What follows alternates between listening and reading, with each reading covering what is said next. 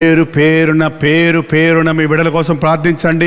ఒకడు పనికొచ్చేవాడు, ఒకడు పనికిరానోడుగా ఉండాలనే దేవుని ఉద్దేశం కాదు. నీ పిల్లలందరినీ నేను దీవిస్తాను, నీ పిల్లలందరికీ నేను ఆశీర్దిస్తాను. మీరు ఇంటికి వెళ్ళి చదవండి, ఇంకా చాలా వాక్యాలు ఉన్నాయి, చాలా వాగ్దానాలు ఉన్నాయి.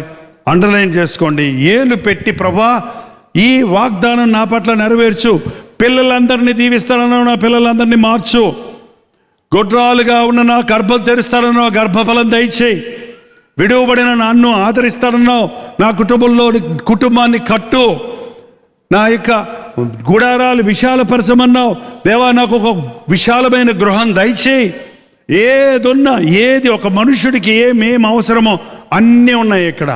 తుఫానుల్లో, యుద్ధాలలో, అంటు రోగాలలో ఏ కీడు రాకుండా నన్ను కాపాడుతానన్నావు, నీ కంచె నాకు దయచేయని మీరు వేలు పెట్టి ప్రార్థించండి, దేవుడు అద్భుతాలు జరిగిస్తాడు. 17వ వచనం, నీకు విరోధముగా రూపించబడిన ఏ ఆయుధము వర్ధిల్లదో. మన ఆంధ్ర వాళ్ళకండి ఇది ఒక భయం. ఎవరో మందు పెట్టారు అనుకుంటా, ఎవరో చేతబడి చేశారు, నాకేదో అయ్యింది, అందుకే నాకు పిల్లలు పుట్టలేదు, అందుకే నాకు ఈ రోగం వచ్చింది, అందుకే పరీక్షలు ఫెయిల్ అయిపోయాను అనే మూఢ నమ్మకాలు మనలో చాలా ఉన్నాయి. నువ్వు దేవుని బిడ్డవైతే నీకు విరోధముగా రూపించబడిన ఏ ఆయుధమో వర్ధిల్లదో. దేని భీతి నీకు దూరముగా ఉండును. ప్రధానికి భయపడిపోవద్దండి, శకునాలు చూసి భయపడిపోవద్దు. దుష్ట కళలు వస్తుంటాయి కొంతమందికి.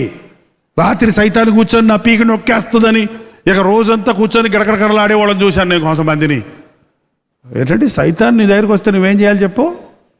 యేసు నామములో అను, నువ్వు విడిచి పారిపోతావో అది నిన్ను విడిచి పారిపోతావు చూదురు కానీ. ఏంటండి, నీకు విరోధముగా రూపించబడింది ఏది వర్ధిల్లదు. అదేంటో తుమ్మితే ఏదో అవుద్ది అనుకుంటారు, అందుకే డబ్బు డబ్బాలు కొడతారు. ఎంతమంది తుమ్మినా నీకేం జరగదు. ఏంటంటే ఎన్ని రకాలుగా దుష్ట శక్తులు, దురాత్మ శక్తులు నీకు వ్యతిరేకంగా ప్రయత్నం చేసినా నిన్ను ముట్టువాడు నా కంటి పాపను ముట్టువాడు. కంటి పాపను కాపాడినట్లుగా దేవుడు మనల్ని, నువ్వు నిజంగా ఆయన రెక్కల చాటునుంటే, నువ్వు నిజంగా ఆయన మీద ఆధారపడితే, ఈ యెషయా గ్రంథం